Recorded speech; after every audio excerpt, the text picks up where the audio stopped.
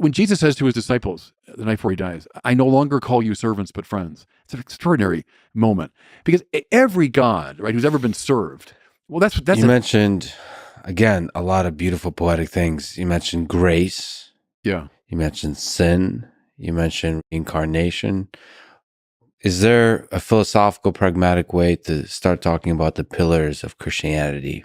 What are the defining things that make Christianity to you and broadly speaking, to those that follow the religion? In a way, what we've been doing so far is a necessary propedeutic because we're talking about God. What makes Christianity distinctive, of course, is the claim of the Incarnation.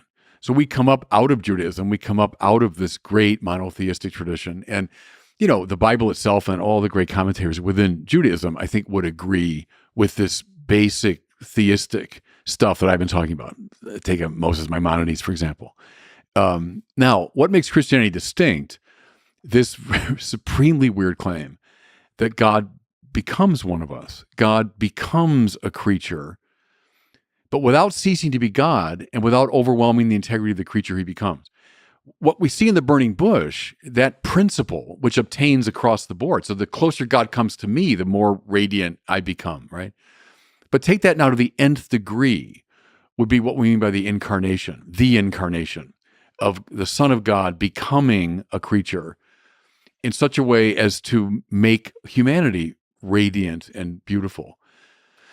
That's the pillar of Christianity. It's the incarnation, and what follows from that is the redemption of all of reality. So not just of human beings, but in becoming a creature, God divinizes the world.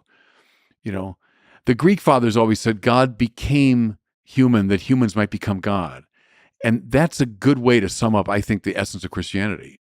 Why is this such an important thing? So it's a distinctive thing. Yeah. But why is it so important philosophically to what it means to be a Christian? Like, what impact did that have on our world, on human civilization, on human nature, on our morals of why live, what to live for, the meaning of it all? Like, why is incarnation so important? Well, I think it's massively important because it's the divinization principle that God wants to divinize his creation and sort of in this concentrated point of Jesus of Nazareth. But then we talk about the mystical body of Jesus. So that goes right back to Paul. As we're grafted onto Christ, we talk about that as the church. We become like cells and molecules in an organism.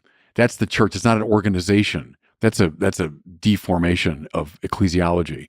The church is this organism that begins with Jesus, and then he's drawing all of humanity, but ultimately all of nature, all of creation to himself.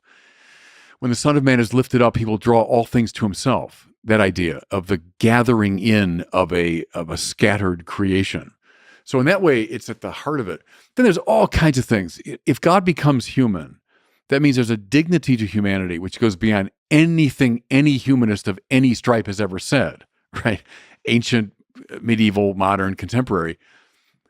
Christianity is the greatest humanism imaginable. God became one of us in order to divinize us. The goal of my life is not just to be a good person, not just to be, materially successful, not just to be a member of society. The goal of my life is to become a participant in the divine nature. And so I don't think there is a humanism greater than that, even conceivably. So that's where I think humanism is profoundly influenced by the incarnation. And just our notion of God as non-competitive to us. That's so important because I think in so many systems from mythology onward, you have these competitive understandings of God. When Jesus says to his disciples the night before he dies, I no longer call you servants, but friends. It's an extraordinary moment because every God, right, who's ever been served, well, that's the best we can hope for is be as the servant of God. Mm-hmm. I try to obey you, Lord. I'll try to do what you want. But when Jesus says, I no longer call you servants or slaves, he would have said in the Greek there, but friends, I don't know. I can't imagine anything greater than that, becoming God's friend. That's a call to become one with God. It's possible to become one with God. Now, I should mention,